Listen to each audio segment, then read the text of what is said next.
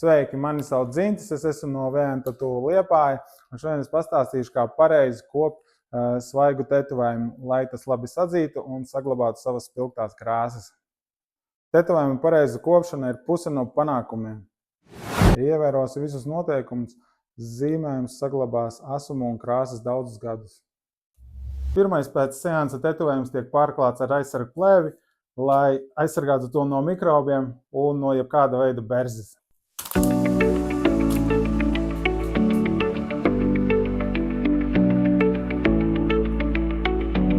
Šī plēve aizsargās no jebkāda veida berzes un no mikrobiem, kas tai varētu tikt klāt, kā arī no mitruma. Āda var būt zem plēves nedaudz apsārtusi, bet par to lūdzu nesatraucieties. Pēc aizsargplēves noņemšanas tetovējumu nomazgā ar dezinfekcijas ziepēm, spirtu nesaturošiem līdzekļiem un uzklāj mūsu līdzekļus piedāvātos. Līdzekli uzklājam plānā kārtā,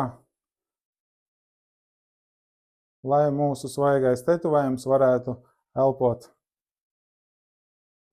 Atgādinu, nekādā gadījumā neizmantojiet ikdienas kremus vai kaut kādas eļļas svaigajiem tetovējumiem. Lietojam līdzekļus, kas ir paredzēti tieši tam. Ar svaigu tetovējumu mēs neiesakam iet pirtīs, publiskos baseinos, kā arī jūrā. Proti nedrīkst arī nodarboties intensīvi ar sportu, lietot pārmērīgi alkoholu.